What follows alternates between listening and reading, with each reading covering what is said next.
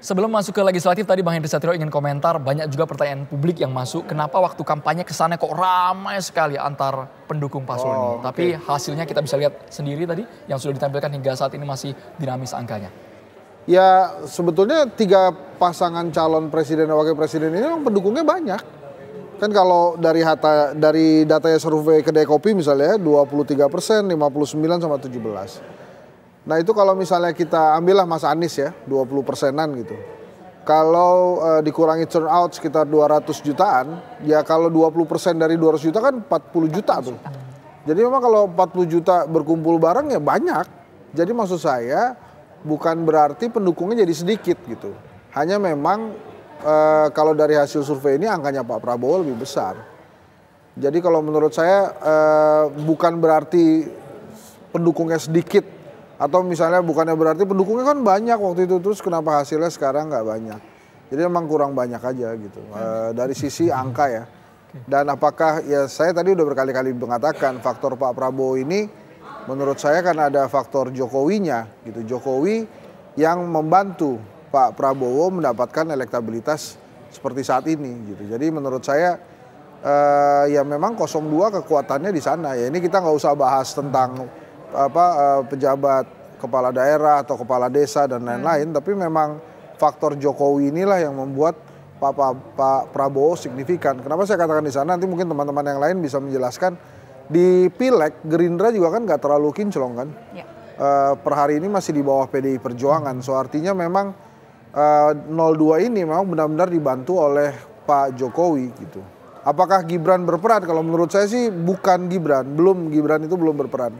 Tapi lagi-lagi ke Pak Jokowinya gitu. Oke baik, nah kalau tadi kita sudah membahas soal hasil dari capresnya. Kemudian bagaimana kemudian Mas Hafizul dari network sendiri, Cyrus Network sendiri melihat hasil untuk partainya, untuk caleg-calegnya sudah seperti apa pergerakan angkanya? Ya kalau di angka kita ya, angka Cyrus Network itu udah 20% sekarang. Dan kualitas randomnya udah lumayan bagus nih 90%. Nah jadi kita juga membaca dari yang disampaikan oleh Mas Hensa tadi bahwa PDIP itu terlihat masih unggul. Cuman kita melihat juga dari hasil exit poll tadi pagi. Hasil exit pollnya itu Gerindra dengan PDIP ini di batas margin of error. Ini kita nggak tahu. Nanti di angka 100% kita nggak tahu siapa yang lebih unggul antara Gerindra dan PDIP. Tapi kalau kita ngelihat trennya itu PDIP turun. Sementara tren Gerindra naik. Nah, itu dari perbandingan hasil survei. Kalau kita di Sirius kita nggak terlalu banyak kaget ya. Karena survei kita memang nggak dipublish, tapi kita memprediksi angka dari Pak Prabowo ini sekitar 55 sampai 56. Kita nggak publish, cuman angka itu udah kelihatan. Jadi kalau sampai 58 bagi kita tuh masih dalam rentang margin. Jadi bagi kita masih oke. Cuman kita juga memprediksi untuk partai politik itu Gerindra kayaknya bisa masuk menjadi partai pemenang pemilu jika tingkat kerendamannya itu berhasil mencapai 100%. Tadi kita juga sudah diskusi dengan lembaga-lembaga survei lain yang punya data yang relatif juga sama. PDIP menariknya juga, suara PDI Perjuangan kita melihatnya agak identik dengan suara Ganjar akhirnya, Ganjar Mahfud. Nah ini membuktikan eksklusivitas antara PDI Perjuangan dengan Ganjar, tapi datanya harus di cross tabulasi lagi. Kita melihat nih. Karena dari hasil survei terakhir kita juga ngelihat dari hasil data indikator, hasil data LSI juga kelihatan bahwa pemilih PDI Perjuangan di Jawa Tengah dan di Bali itu pada akhirnya juga sekitar 30% kalau data indikator yang dipublish ya, itu sekitar 30% itu memilih Prabowo Gibran juga. Jadi soliditasnya itu agak goyang. Kalau 3-5 besar Mas kalau dipetakan? 3-5 besar prediksinya adalah PDI Perjuangan. Mungkin saya Gerindra yang pertama ya. Gerindra. Kedua PDI Perjuangan. Ketiga Golkar. Kemudian PKB. Setelah itu Nasdem atau PKS. Itu yang kita prediksi. Dan kalau untuk Pilpres, kita akan menunggu sampai data angka itu sekitar 90%. Nanti akan kita deklarasi konferensi pers di CSIS di Tanah Abang. Oke, baik. Nah kalau dari Mas Aji sendiri, untuk kalau bicara angka partainya yang mana nih kalau kita petakan? Ya, ini kalau kita lihat data masuk ya, quick count, itu baru di angka 28%, 28,30% ya. Dan rata-rata data masuk masih di bawah 50%. Hampir semua zona, hampir semua region yang kita bagi, ada 10 wilayah ya. Jadi memang kalau kita mengaca pada survei terakhir kita ya, survei LSI Denija tanggal 26 hingga tanggal 6 Februari 2024, itu menunjukkan bahwa memang tren Gerindra ini mengalami kenaikan ya. Dan kenaikan itu sebetulnya sudah terjadi sejak bulan November 2023 ya. Jadi ketika tren Pak Prabowo naik, itu juga diikuti dengan naiknya tren Gerindra. Jadi memang ada kotel efek atau ada efek tokoh terutama Pak Prabowo di situ terhadap elektabilitas Gerindra, termasuk memang kita membaca ada tren efek dari Jokowi ya.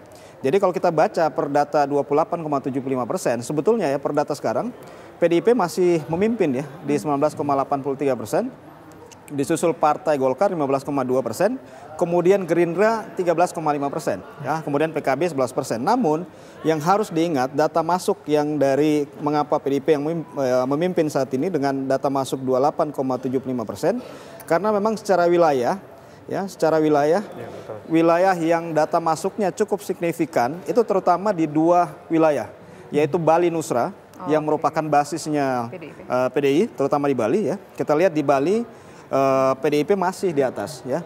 Kemudian Jawa Tengah ini juga PDIP lebih unggul dibanding Gerindra dengan data masuk sudah hampir di atas 40%. Jadi data masuk PDIP di atas, namun masuk dari basis-basis PDIP. Dengan data ini untuk sementara kalau kita baca, memang terjadi apa yang disebut sebagai split ticket voting ya.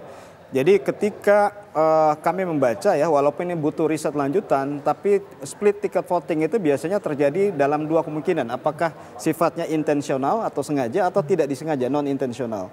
Kalau kami membaca dari hasil riset dan hasil quick count ini, maka split ticket voting ini terjadi secara intensional ya. Artinya bahwa orang memilih secara rasional di Pilpres, orang melihat tokoh di situ, ada Pak Prabowo yang mungkin dinilai lebih kuat asosiasinya untuk melanjutkan legasinya Pak Jokowi. Sementara untuk partai mereka lebih memilih partai misalnya PDIP di kandang di Jawa Tengah maupun di Bali ya. Jadi saya memprediksi kemungkinan hasil quick count tidak jauh meleset dari hasil survei terakhir kita, bahwa ada kemungkinan Gerindra akan menyalip PDIP sebagai pemenang pemilu ya.